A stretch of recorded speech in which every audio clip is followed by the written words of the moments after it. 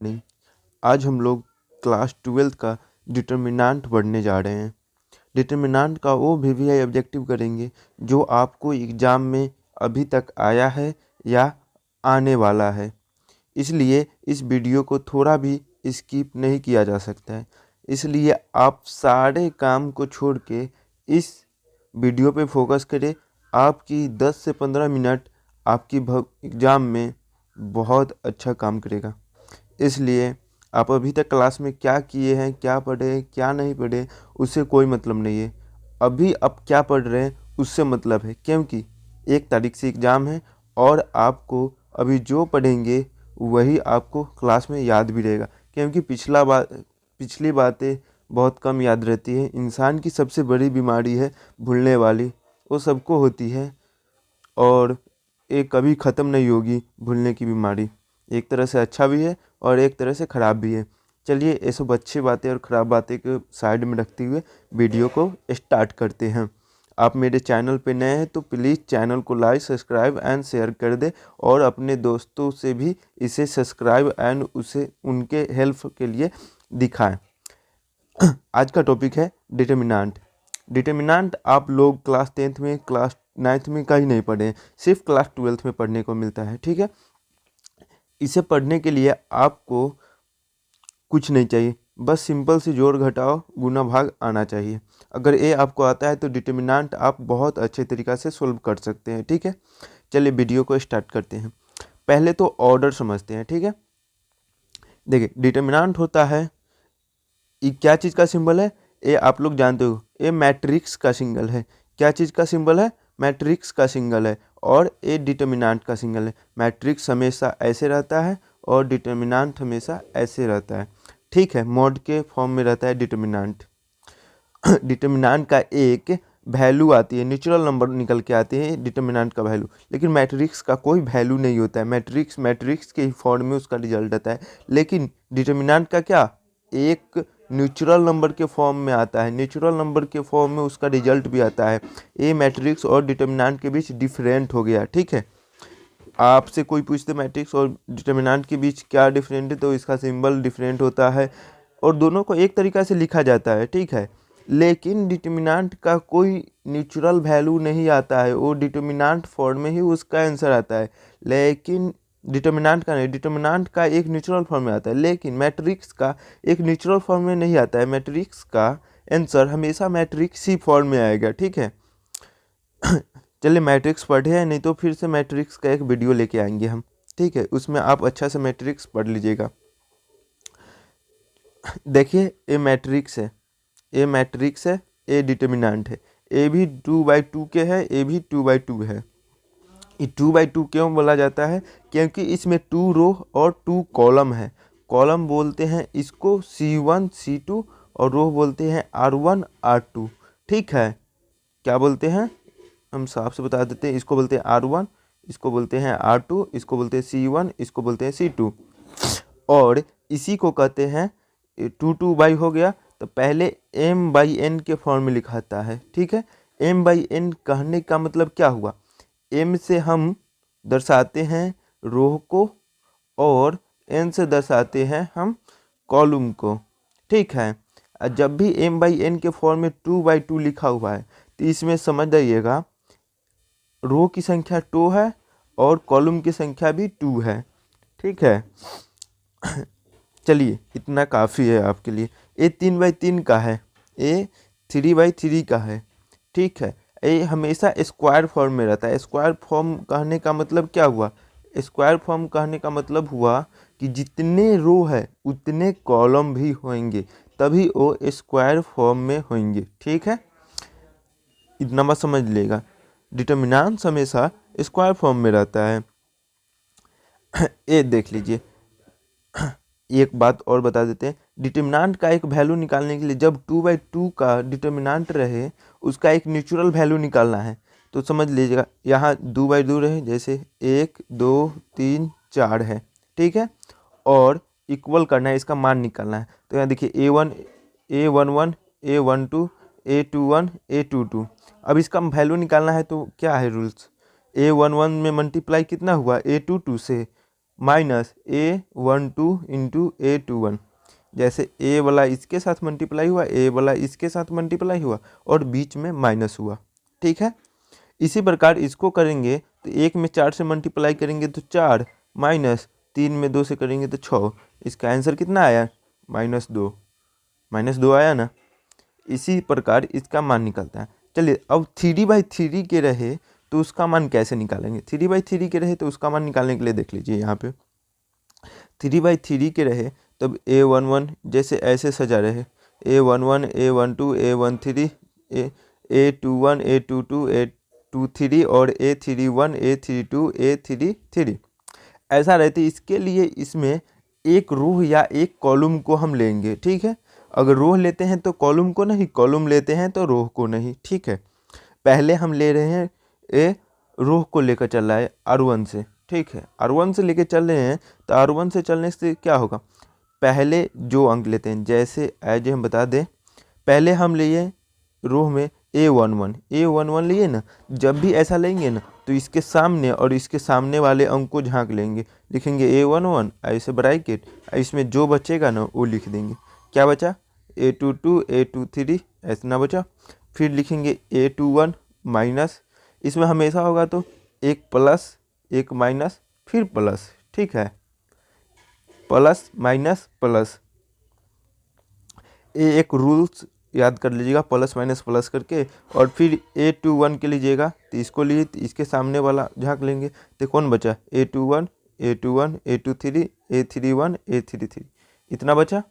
फिर इसको लेंगे तो इसको झाँक देंगे तो फिर इतना बचा, वैसे ही लिख देंगे। ठीक है, और आपको तो अभी बताए हैं हम क्या 2/2 का हम निकालने का बताया है ना, इस तरीक़ा से निकालेंगे, यहाँ अंक रख देंगे और जो आएगा वो आंसर होगा।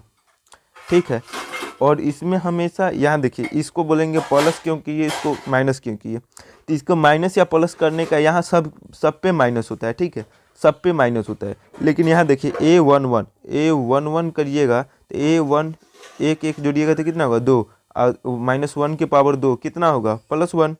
फिर यहाँ देखिए -1 की पावर 3, 1 2 मिला के 3 होगा ना, तो कितना होगा? -1 की पावर 3 करेंगे तो माइनस ही रहेगा। यहाँ देखिए 3 1 4 होगा और -4 की पावर कितना होगा? प्लस। सिंपल सी बात है, ये बात यहाँ ध्यान रखिएगा। अगर दूसरे रो कॉलम से चलते हैं तो कहाँ माइनस होगा कहाँ प्लस होगा ये डिसाइड करेगा। अगर सम नंबर आता है तो प्लस होगा और सम नंबर नहीं आता है तो इवन नंबर आएगा तो माइनस होगा। चलिए इतना बात तो आप अच्छा से समझ गए होंगे। Next, property of determinant. देखिए इसका प्रॉपर्टी क्या है, इन चेंज रो विथ कॉलम, इसको हम रो विथ कॉलम में चेंज कर सकते हैं। जैसे A1 A2 A3 B1 B2 B3 C1 C2 C3, इसको क्या चीज़ में चेंज किया है? A1 A2 A3 B1 B2 column को रो में चेंज कर दिया है। क्या? कॉलम को रो में, ये पहले रो है तो इसको कॉलम में चेंज कर दिया, ए बी रो है तो इसको कॉलम में चेंज कर दिया, ए बी रो है तो इसको कॉलम में चेंज कर दिया। देख लीजिए कर दिया, ये प्रॉपर्टी है। चलिए नेक्स्ट प्रॉपर्टी को देखते हैं, 2 रो 2 कॉलम। जब 2 रो 2 कॉलम को आपस में चेंज करेंगे ना हम तो माइनस का साइन होगा। क्या चीज़ का साइन होगा? माइनस का साइन। जैसे देखिए A1 A2 A3 B1 B2 B3 C1 C2 C3, ये सब रो फॉर्म में है, रो फॉर्म में है ना, तो ये कितना है? R1 R2 R3। लेकिन यही बात इधर देखिएगा तो B1 B2 B3 क्या R1 में चला आया, A1 A2 A3 क्या चला आया? R2 में चला आया, और A R3 सेम, दोनों को चेंज कर दिया आपस में, इसको ऊपर उसको नीचे, तो दोनों चेंज हो गया, दोनों को पोजीशन चेंज हो गया। A R1 में था तो A R2 में चल गया, A R2 में था तो A R1 में चल गया। इतना बात आप समझ गए। और जब भी ऐसा होगा तो दूसरा वाला चेंज होने वाला हमेशा माइनस में रहेगा उसका मान।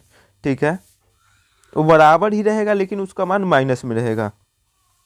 When 2 row by column are equals, जब भी, इसके कहने का मतलब क्या हुआ, डिटर्मिनेंट्स में अगर 2 कॉलम या 2 रो आपस में बराबर हो गए तो उसका मान हमेशा के लिए 0 ही होगा। क्या होगा, हमेशा हमेशा के लिए 0। जब भी डिटर्मिनेंट निकालने के लिए बोले कितना भी भारी रहे, अगर उसका 2 रो और या 2 कॉलम आपस में बराबर हो गया तो उसका मान हमेशा कितना आएगा, 0 आएगा। ठीक है, आप इतना बात समझ गए। चलिए अब क्वेश्चन को स्टार्ट करते हैं। आप मेरे वीडियो पे नए हैं तो प्लीज़ चैनल को लाइक सब्सक्राइब एंड शेयर कर दे, क्योंकि हम बहुत मेहनत से आपके लिए कुछ लेके आते हैं। और अगर आप ऐसे सब्सक्राइब लाइक नहीं कीजिएगा तो मेरा तो कुछ नहीं होगा, आपका भी कुछ नहीं होगा, जो होगा देखा जाएगा। चलिए, ज़्यादा रिक्वेस्ट करना भी गलत बात है।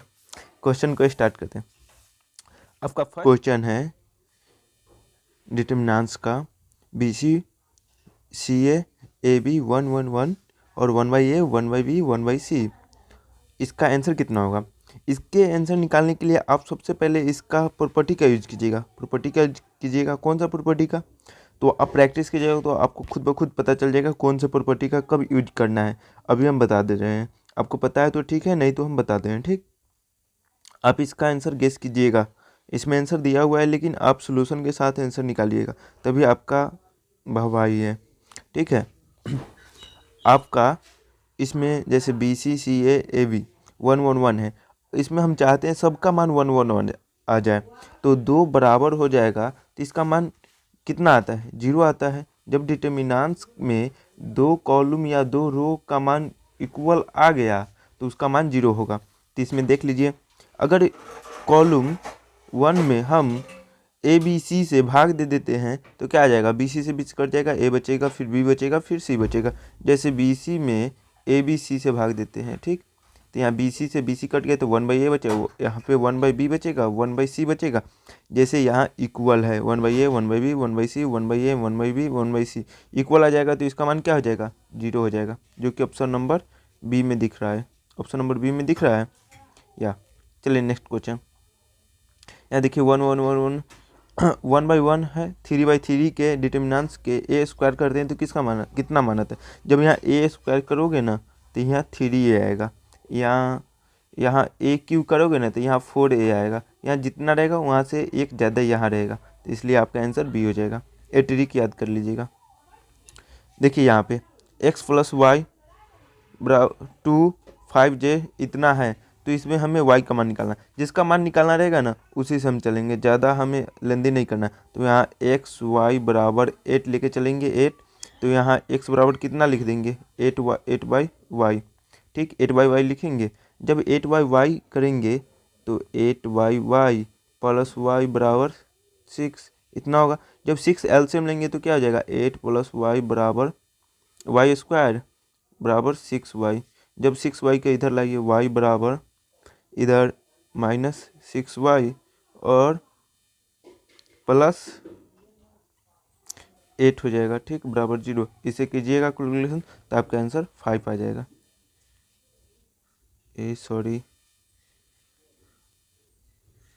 Sorry friends,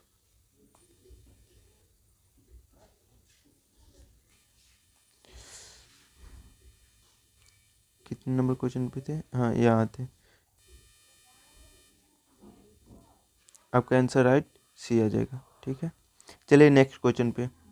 cos 15 degree sin 15 degree sin 75 degree cos 75 degree 2/2 के करने के लिए हम कौन सा रूल बताए थे, इसको इससे मल्टीप्लाई, इसको इससे मल्टीप्लाई, बीच में माइनस। जब ऐसा कीजिएगा तो cos 15 degree cos 75 degree minus sin 75 degree sin 15 degree, ये किसका फॉर्मूला होता है, cos A cos B minus sin A sin B, cos A + B का फॉर्मूला होता है। जब cos A + B का फॉर्मूला होगा तो यहाँ क्या हो जाएगा, cos 15 डिग्री + 75 डिग्री, दोनों जोड़िएगा तो 90 डिग्री आ जाएगा। cos 90 का मान कितना होता है, cos 90 का मान 0 होता है, ऑप्शन C। चलिए नेक्स्ट क्वेश्चन, लेमडा इतना है तो इतना में मल्टीप्लाई करने से क्या होगा, इतना में मल्टीप्लाई करने से क्या होगा, लेमडा को इसमें मल्टीप्लाई लेमडा को करेंगे तो क्या होगा। हम क्या बताए थे, जब भी डिटर्मिनेंट में कोई अंक या किसी से मल्टीप्लाई करते हैं तो एक रो या एक कॉलम में मल्टीप्लाई होता है, इसके चारों एलिमेंट में नहीं होगा। तो इसमें देखिए एक रो या एक कॉलम में किस में, A नंबर में है, A नंबर सही है। यहाँ देखिए B नंबर में सिर्फ एक में है, और आगे देखिए C नंबर में आपका सभी में है, तो ये तो होगा नहीं, इनमें से कोई नहीं, आपका राइट आंसर A हो जाएगा। ठीक है, देखिए 7 और 2 समीकरण के मूलों के तीसरा मूल क्या होगा। इसमें तीसरा मूल पूछा है। तीसरा मूल पूछने का मतलब क्या है, 7 को यहाँ रखिए, 2 को यहाँ रखिए और x के मान रखिए 0 के इक्वल निकालने के, तो आपका राइट आंसर -9 आ जाएगा। ठीक है, अब कैलकुलेशन कर लीजिएगा, आंसर आ जाएगा। कैलकुलेशन करने के लिए कौन सा रूल अपनाइएगा, पहले इससे एक रो या एक कॉलम से चलिएगा, फिर ए लीजिएगा तो ए झक जाएगा, फिर ए लीजिएगा तो ए झक जाएगा, ए लीजिएगा तो ए झक जाएगा, और 2/2 आ जाएगा। तो वो वाला रूल बताए थे, उससे प्रॉपर्टी बताए थे, वो प्रॉपर्टी से आपका राइट आंसर आ जाएगा। ठीक है, अब नेक्स्ट क्वेश्चन है ए बराबर 2 1 3 5 4 6 निम्नलिखित में ए डैश होगा। ए डैश कौन होगा, जो कॉलम को रो में चेंज हो जाए, जो कॉलम रो में चेंज होगा, ऐसा कोई है। Option C 1 2 3 4 5 6। देखिए यहाँ 6i 3 -3i 1 4 3i इतना है, इतना को क्या बोलता है, x प्लस आई वाई मान निकालना है। तो इसका जब मान निकालिएगा ना, i की जगह 1 रख लीजिएगा, i का मान 1 होता है। ठीक है, तो ऐसे निकालिएगा तो इसका मान डी ऑप्शन होगा। यदि समीकरण 1 + x 1 इतना है, ठीक है, में कौन सा सत्य है, इसमें कौन सत्य है। तो एक क्वेश्चन को बनाने के लिए आप सबसे पहले प्रॉपर्टी का यूज कीजिएगा। प्रॉपर्टी का यूज कीजिएगा तो कैसा प्रॉपर्टी लगेगा, R1 में सबको जोड़ दीजिएगा, R1 बराबर लिखिएगा R1 + R2 + R3, आई तीनों को ऐड कीजिएगा ना, माइनस कीजिएगा, सॉरी माइनस कीजिएगा। जब माइनस कीजिएगा तो क्या हो जाएगा, R3 को हटाइए सिर्फ R2 से, जब माइनस कीजिएगा तो ये x बचेगा, यहाँ -x बचेगा, यहाँ 0 बचेगा, और उसके बाद चलिएगा ना तो आपका राइट आंसर आ जाएगा। उसके बाद राइट आंसर क्या आ जाएगा, आपका a बराबर -3 आ जाएगा। ठीक है, माना कि a और b 3/3 कोटि के अवयवी है, तो a - b = 0। तो निम्नलिखित में से कौन, हम जानते हैं इसका मान 0 ही आएगा, लेकिन यहाँ देखिए और होगा या होगा, ये मॉड वाला होगा कि बिना मॉड वाला। सिंपल सी बात जाननी, इसमें मॉड होगा ही नहीं। ठीक, जब निकलता है तो यहाँ से ये डिटर्मिनेंट हट जाता है, डिटर्मिनेंट का रिजल्ट आता है तो डिटर्मिनेंट का चिन्ह हट जाता है। जब चिन्ह हट जाएगा तो या और आएगा। ये ऑप्शन नंबर ए नहीं तो डी, यहाँ ऑप्शन नंबर डी दिया हुआ है, तो ऑप्शन नंबर डी ही क्यों दिया गया है, ए क्यों नहीं दिया। इसके लिए आप जान लीजिए कि या के मतलब हुआ कि कंफर्म नहीं है, ए के मान 0, बी के मान 0, इसमें कंफर्म नहीं है। लेकिन और के कहने का मतलब यहाँ कंफर्म है, ए बराबर 0 और बी बराबर 0, हम कंफर्म कर रहे हैं, श्योर है। तो इसलिए ऑप्शन डी होगा, क्योंकि हम जानते हैं इतना है। ठीक है, चलिए next question, 37 degree cos 30 degree sin 60 degree cos 60 degree.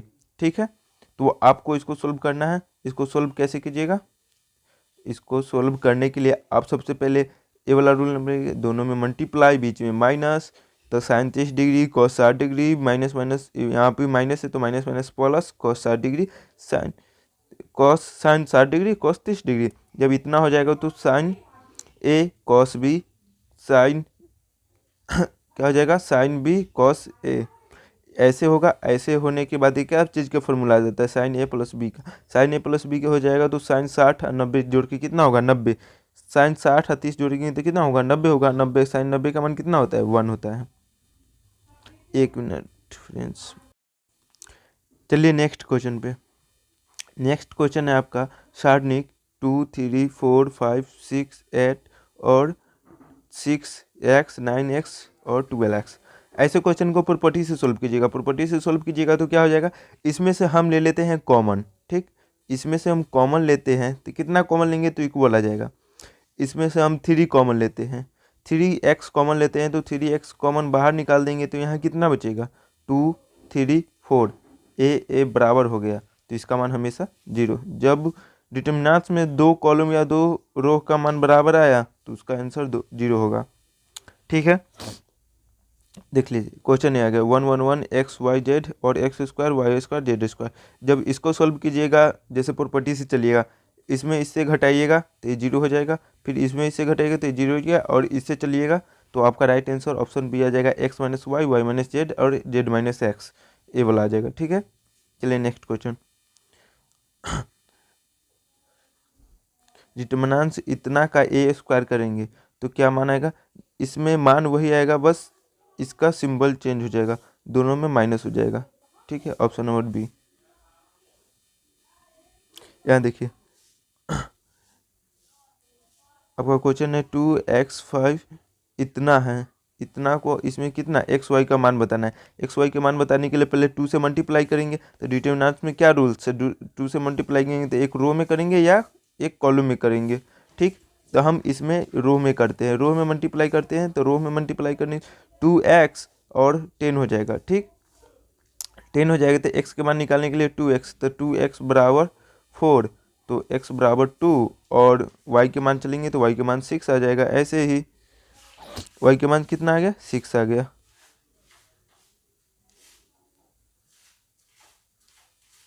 Six नहीं आएगा, इसमें भी 2 से मल्टीप्लाई होगा तो 2y 3 आएगा। तो x के मान 2, y के मान 3, x के मान 2, y के मान 3, x के मान 2, y के मान 3। ऑप्शन ये नहीं, x के मान 2 आएगा, y के मान 3। अरे ऑप्शन मैच ही नहीं कर रहा। x के मान 2 आ गया, y के मान 3। ऑप्शन नंबर ए सही होगा।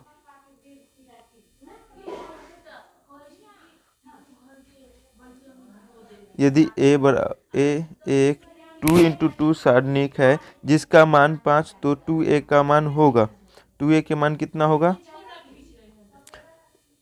इसमें से 2 है तो इसमें से 4 बाहर आ जाएगा। जब इसमें से 4 बाहर आएगा, जब इसमें से 4 बाहर आएगा तो 5 से मल्टीप्लाई होगा तो कितना हो जाएगा, 5 × 20। ऑप्शन नंबर सी।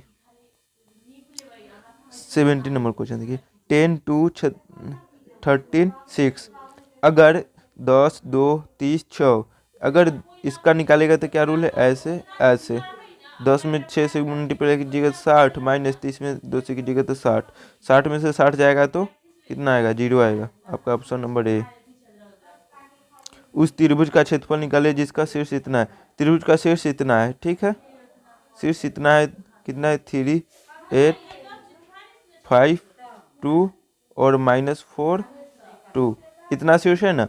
इसका फॉर्मूला निकालने के लिए आप एक बात याद रखिएगा, 23 31 12 1/2, 23 31 12 x1 से चलिएगा 23, x2 माइनस x3, 23 हो गया ना, 2 3, फिर चलिएगा तो माइनस एक दा plus minus minus plus minus plus होगा।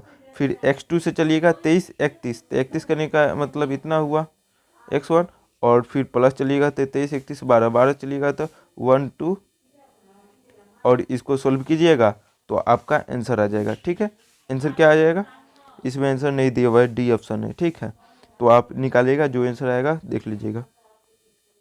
यहाँ देखिए 7 2 सारणिक में मूलों का तीसरा मूल होगा। 7 2 यहाँ दे दिया है, इसका मान 7, इसका मान 2 और इसका मान नहीं दिया है। इसका मान निकालने के लिए आप इससे चलिएगा ऐसे ऐसे करके, तो आपका आंसर आ जाएगा। ठीक है, आपका आंसर आ जाएगा जो -9 होगा। हम सिर्फ रूल बता दे रहे हैं, आप कर लीजिएगा क्योंकि एग्ज़ाम बहुत नज़दीक आ गया, आपको करना है। आप जितना कीजिएगा उतना आपका प्रैक्टिस होगा, मेरा नहीं। ठीक है, देखिए इसका आंसर कितना आएगा, 3x है, ऐसे ऐसे बीच में माइनस, सिर्फ ध्यान रखिएगा। तो क्या आ जाएगा, 3x माइनस 8 3 24, जब 24 बराबर 0, जब 24 को उधर भेजिएगा तो +24 हो जाएगा, x बराबर 24/3 कितना आ जाएगा, 8 बार में कट जाएगा। आपका राइट आंसर हो जाएगा 8 बी। देखिए इस x³ - 1 बराबर 0 का एक वास्तविक मूल्य होगा तो इसका मान 0 ही होगा, इसका मान 0 होगा। ठीक है, इसमें 2 कॉलम या एक कॉलम के इक्वल कीजिएगा, इक्वल हो जाएगा और उसका मान 0 आ जाएगा।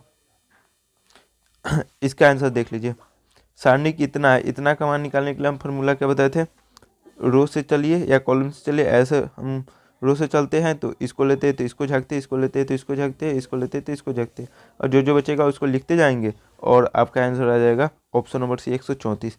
आप सोल्व कीजिएगा, 134 आएगा। कितना आएगा, 134 आएगा। सोल्व कर लीजिएगा। ठीक है, सारणिक 1/a 1/b 1/c, ठीक है, 1 1 1 BC। इसमें भी हम वही वाला रूल अपनाते हैं, इनमें ABC से डिवाइड करते हैं तो क्या आ जाएगा, BC से BC कट जाएगा, 1/a आ जाएगा, CA से CA कट जाएगा तो B आ जाएगा, और AB से AB कट जाएगा तो 1/c आ जाएगा। जैसे 1/a 1/b 1/c 1/b दोनों इक्वल हो गया, तो दोनों इक्वल हो गया तो मान 0, ऑप्शन सी। चलिए x y 1 2 बराबर 2 है। एक क्वेश्चन को कैसे सोल्व कीजिएगा, एक क्वेश्चन को सोल्व करने के लिए y रूल्स अपनाएंगे, इसके बराबर 2 है दे तो x में 1 से मल्टीप्लाई कीजिए तो x, और इससे मल्टीप्लाई कीजिएगा तो -y बराबर 2। पहला समीकरण आ गया, दूसरा समीकरण क्या आ जाएगा, फिर इससे तो 2x - 3y बराबर 1। अब ये दोनों समीकरण के सोल्व कीजिएगा ना, ये दोनों समीकरण के सोल्व कीजिएगा तो आपका राइट आंसर आ जाएगा x बराबर 5 और y बराबर 3। ठीक है, चलिए नेक्स्ट क्वेश्चन पे। इतना का सहखंडन कीजिएगा तो कितना आएगा, जब इसका सहखंडन कीजिएगा तो आपका राइट आंसर -2 आएगा। कितना आएगा, 4 का सहखंडन कीजिएगा तो x -2 आएगा आंसर आपका। चलिए नेक्स्ट क्वेश्चन। सारणिक sin square x cos square इतना को सोल्व कीजिएगा तो आपका राइट आंसर 0 आएगा, क्योंकि जब ये दोनों को जोड़िएगा तो sin square x cos square एक 1 के बराबर आ जाएगा। 1 1 1 करके बनाएगा तो दोनों बराबर आ जाएगा। 2 रो या 2 कॉलम को इक्वल कीजिएगा तो आपका राइट आंसर 0 आ जाएगा। ठीक है, चलिए नेक्स्ट क्वेश्चन। क्या करना है वो बता दे रहे हैं, आप कर लीजिएगा फास्ट, टाइम नहीं है, फिर दूसरा चैप्टर भी लाएंगे। आप मेरे चैनल पे बने रहिएगा तो आपको बहुत बेनिफिट होने वाले हैं। आपको हम व्हाट्सएप का ग्रुप लिंक डिस्क्रिप्शन में दे देंगे, आप व्हाट्सएप ग्रुप में ज्वाइन हो जाएगा। वहाँ पे आपको नोट्स या पीडीएफ जो भी चाहिए वो मिल जाएगा, जो चीज़ का फ्री में, कोई भी चार्ज नहीं लगता है। वो देखिए ऐसा, अगर इसको सोल्व करना है तो 1 1 1 A B C B plus C plus A और ए प्लस बी, इसको सोल्व कीजिएगा तो आपका राइट आंसर 0 आएगा। कैसे आएगा बता दे रहे हैं। आप तीनों को एक साथ जोड़िएगा तो A1 + A + B + C ले आएगा, और सारे में A + B उसमें से कॉमन ले लीजिएगा, और कॉमन ले लीजिएगा तब 1 1 2 आ जाएगा, तो दोनों कॉलम बराबर आ जाएगा, 2 कॉलम या 2 रो बराबर आ जाएगा, तो आपका राइट आंसर 0 हो जाएगा। ठीक है, ये तो रूल्स आप जानते हैं कितना में फॉलो हुआ है। यहाँ देखिए, यहाँ भी वही होगा, 2 कॉलम या 2 रो के बराबर कीजिए और आंसर 0 लाइए, सिंपल। देखिए इतना, यहाँ पर भी वही रूल्स है, सिर्फ ए रूल्स पर फोकस कीजिए, दोनों को इक्वल लाएं। कितना जल्दी कैसे करें कि इक्वल आ जाए, वो रूल्स पे फॉलो कीजिए, थोड़ा वर्क कीजिए, आपका डिटर्मिनेंट्स का क्वेश्चन एक भी वहाँ एग्जाम में नहीं बचेगा। सारे को आप राइट करके आइएगा, इसका आंसर 0 हो जाएगा। चलिए नेक्स्ट क्वेश्चन। यदि क्रमशः 3 की एक सारणी के मान 11 है, तब इसके सहखंडन में डोसी बनी सारणी का वर्ग होगा। जब 11 का वर्ग कीजिएगा तो कितना हो जाएगा, 121 होगा। आपका राइट आंसर भी हो जाएगा। चलिए next question. 1 sin theta 1 - sin theta 1 sin theta इतना का अंतराल में होगा। इसका अंतराल क्या हो जाएगा, इसका अंतराल हो जाएगा ऑप्शन बी 2 1 2 4 2 4 2 4। इसका अंतराल क्या होगा 2 4। x1 y1 1 x2 y2 इतना का सकंदर क्या है, तो ये समरैखिक होगा। क्या होगा, समरैखिक होगा। इसका कितना होगा 1 1। अगर इतना का डिटर्मिनेंट्स के मान निकालिएगा तो आपका राइट आंसर कितना होगा 1 होगा। कितना होगा 1 होगा। 6i 3i 1 4 3i इतना का कीजिएगा तो एक्स वाई का मान कितना आएगा, एक्स वाई का मान 0,0 आएगा। एक्स वाई का मान कितना आएगा 0,0 आएगा। जब ए सारणिक बराबर 0 है, यदि इतना है तो क्या चीज़ में है, ए क्या फॉर्म में है, गुणोत्तर श्रेणी में। क्या फॉर्म में है, गुणोत्तर श्रेणी में है। ऑप्शन बी देख लीजिएगा, ऑप्शन बी है इसका, ऑप्शन बी स्क्रीनशॉट ले लीजिएगा, आपको बाद में प्रैक्टिस करने के लिए। चलिए नेक्स्ट क्वेश्चन। इतना बराबर f100 बराबर 0 है तो ए के मान कितना आएगा, ए के मान हमेशा 0 ही आएगा। सारणी को हम ए से दर्शा सकते हैं, ऐसे ही करके सब्जेक्टिव क्वेश्चन बनेगा दर्शा के, ठीक है, ए बी मान के, तो इसका मान कितना आ जाएगा 0 आ जाएगा। यदि एक क्रमतः 3 सारणी में जिसका प्रत्येक अवयव 5 के गुणज हो, तो इसमें 3 कर दिया है, 3 कर दिया है तो 5 × 5 × 5 की जगह तो कितना हो जाएगा 125, 50 25 25 25 125। आपका राइट आंसर ऑप्शन डी हो जाएगा। ठीक है, यहाँ 3 का गुणज किया है तो 3 × 3 3 की जगह तो कितना होगा 3 9 29 27। ठीक, सिंपल है। सारणिक इतना का मान होगा, इतना का मान निकालने के लिए आप यही रूल्स अपनाइएगा। पहले इससे चलिए, तो इसको जाके फिर इससे इसको लीजिए, तो इसको जाके फिर इससे लीजिए, तो इसको जाके, तो इसका आंसर कितना हो जाएगा आपका 0 हो जाएगा। देखिए इसका मान कितना होगा -1 1 1, इसको सोल्व कीजिएगा वही फॉर्म से, तो इसका राइट आंसर 4 आएगा। ये सब सोल्व करने के लिए आपको बहुत टाइम लगेगा, प्रैक्टिस कीजिएगा तो बहुत कम टाइम लगेगा, लेकिन यहाँ पे हम सोल्व करेंगे तो बनेगा नहीं एकदम में, और बहुत प्रॉब्लम होगी, इसलिए हम सोल्व नहीं कर रहे हैं। ठीक है, आप इसको सोल्व कीजिएगा 4 1 2 1 और 3 2, इतना को सोल्व कीजिएगा। तो इतना को सोल्व करने के लिए सबसे पहले इसको स्क्वायर कीजिएगा, तब इसमें से माइनस कीजिएगा और दोनों को इक्वल कीजिएगा, तो आपका राइट आंसर आ जाएगा ए का मान एक्स का मान 6। एक्स का मान कितना आ जाएगा 6, ऑप्शन नंबर ए। इसमें लेमडा है, लेमडा है तो लेमडा इतना को मल्टीप्लाई कीजिएगा तो एक रो या एक कॉलम में होगा, तो इसमें चारों में कर दिया तो ये नहीं होगा, इसमें एक में किया है तो ये नहीं होगा, इसमें 2 में किया है तो ये सही हो जाएगा, ये सही हो जाएगा, ऑप्शन नंबर सी। यदि ए बी सी समांतर श्रेणी में हो तो इसका समांतर श्रेणी में ए बी सी का मान होगा, ए बी सी का मान पूछा है, तो समांतर श्रेणी में होगा तो ए के मान 3 हो जाएगा, बी के मान 4 हो जाएगा और ई 5 हो जाएगा। समांतर श्रेणी बताना है, तो यहाँ देखिए x1 x+1 x+2 x+3 x+2 x+3 x+4 x+3 x+4 x+5, आपका राइट आंसर 3 हो जाएगा। ठीक है, चलिए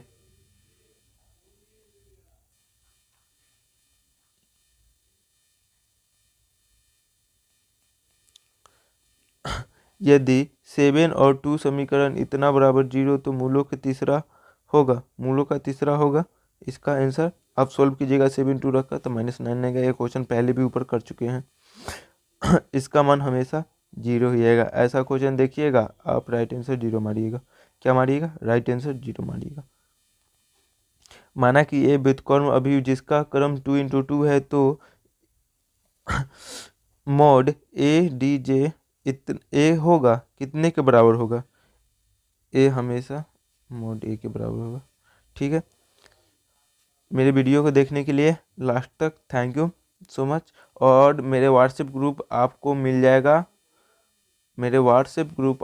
जाएगा, कहाँ? डिस्क्रिप्शन में मिल जाएगा, तो आप ज्वाइन हो जाइएगा। ठीक है, आप ज़रूर ज्वाइन हो जाएगा। वहाँ पे आपको फ्री नोट्स मिलेगा। क्या चीज़ मिलेगा? फ्री नोट्स मिलेगा, बिल्कुल फ्री, कोई चार्ज नहीं लगेगा। और मेरी वीडियो को प्लीज़ शेयर कर दीजिएगा आगे तक। ओके फ्रेंड्स, वीडियो को यहीं समाप्त करते हैं। आप मेरे वीडियो को देखें, इसके लिए बहुत बहुत दिल से धन्यवाद।